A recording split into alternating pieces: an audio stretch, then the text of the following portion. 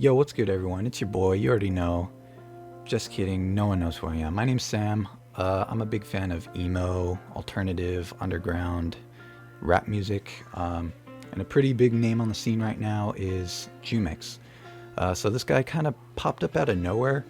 It has a lot of people thinking that he's an industry plant, which he almost certainly definitely is. So I just wanted to first give my thoughts on Jumex as an artist, and then I'm going to actually go through his new album track by track and give my thoughts on it from the perspective of both a fan of the music as well as a producer. And without further ado, I'm going to give my thoughts on Jumex.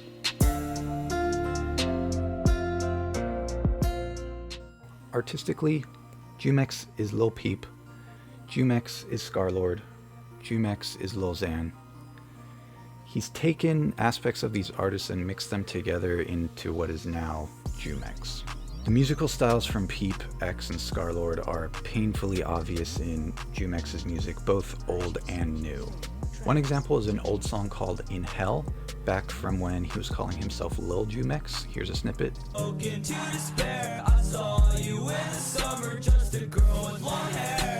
To me, this song completely rips off Lil Peep's signature vocal style and melodies.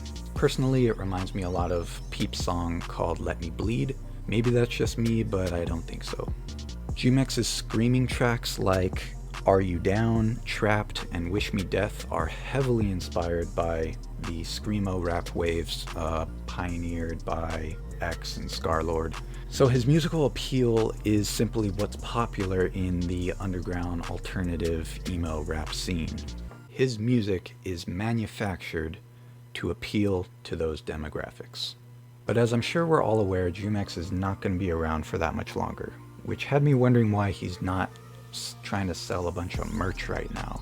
Capitalizing on the obsessiveness of young people is something that we see in groups like Team 10 on YouTube, Jake Paul and all his underlings.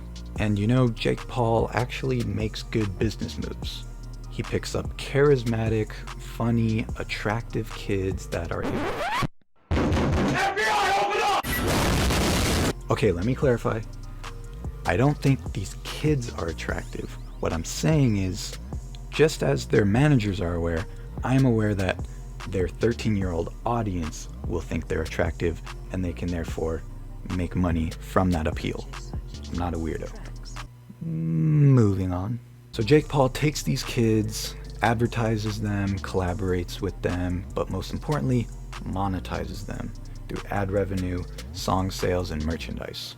Of course, I don't know all the details in Jumex's situation. It just seems like a poor business decision to not be selling merch. Not that I'd ever buy his merch or anything. What was that? Then there's his image. That's probably the biggest thing Jumex has going for him right now. He checks off all the boxes for a cool SoundCloud rapper.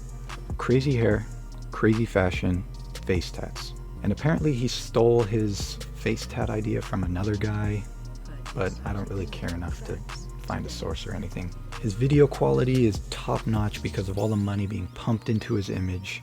His first and biggest video, Trapped, was directed by Taco of Odd Future.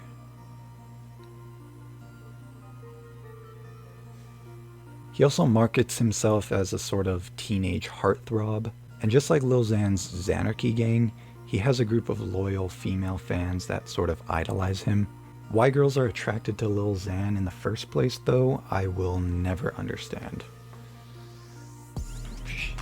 So those are my thoughts on Jumex. I'm kind of just messing around here, throwing out ideas, but I want to know what everyone else thinks too, so if you have any opinions, drop them in the comments. YouTube, Facebook, Reddit, wherever I end up posting this, I don't know. But I want to hear back from you guys. Now I'm going to listen to the album and give some commentary as well as my final thoughts at the end of the album, so stick around for that. Let's get into the album review. So now I'm going to be giving my thoughts on Jumex's new album, LONER. You can ignore the fact that it's tomorrow, by the way. I kind of suck at making videos. Starting with the intro track called Intro, Poppy Scoville.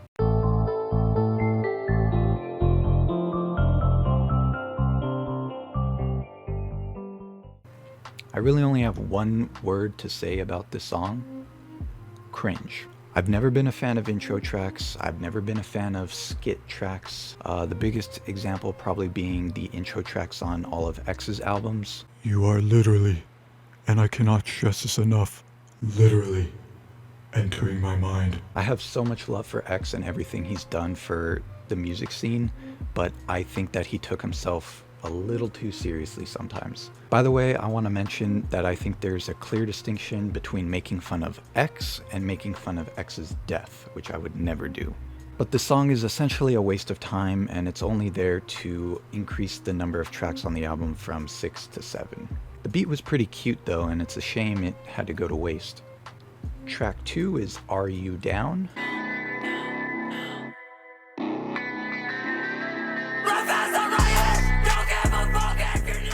This track just really had awful singing from Jumex. He clearly hasn't had any real vocal training before. Some of the notes he was trying to hit literally made me laugh. The instrumental is pretty lackluster and sloppy. The lyrics are very weak from the ones I could hear and pretty generic. I'm being really critical because this is probably my least favorite song on the album. I'd honestly listen to the intro track 5 times instead of this song once. Then we have track 3 called Trapped, which I'm sure you've all heard. So might as well just die. I'm trapped and I can't get out. It's definitely one of the stronger songs on the album. The instrumental is an insane banger. It's got bouncy percussion, gritty bass, and an ominous, repetitive lead sound that just makes you feel trapped in a good way. As for Jumex himself, he does a pretty good job on the hook. It definitely bangs really hard, and I could personally see myself moshing to this song. However, the verses are Ghostmain wannabe garbage. He doesn't have the voice to pull off that sort of throat singing, I'm not sure what to call it. The hook and the beat absolutely carry this song and make it pretty good. Then we have track 4, Loner. Yeah. You could be sad, 'cause baby I'm a loner. Which is, to me, easily the best song on the album. It's got a really groovy guitar beat. The mix on his voice and the instrumental are super clean. Jumex is actually able to put some dynamics into his voice that gives him personality. And he's also able to project his voice pretty well that adds to the energy during the hook. The verses are actually pretty decent and somewhat catchy, and it even has a brief bridge that works pretty well. I wanted to quickly address the credits on this song. As you can see, Jumex is last on the list of many names, which makes me think that he didn't have a whole lot of creative control when he was making this song. You see this a lot in pop music. I mean, a lot of the stuff you hear on the radio isn't actually written by the person singing it. Music labels provide artists with the support they need to ensure that they're creating quality music that will make money.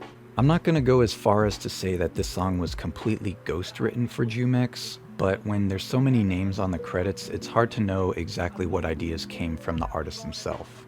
But whether that takes away from the enjoyment of the music is totally up to the listener.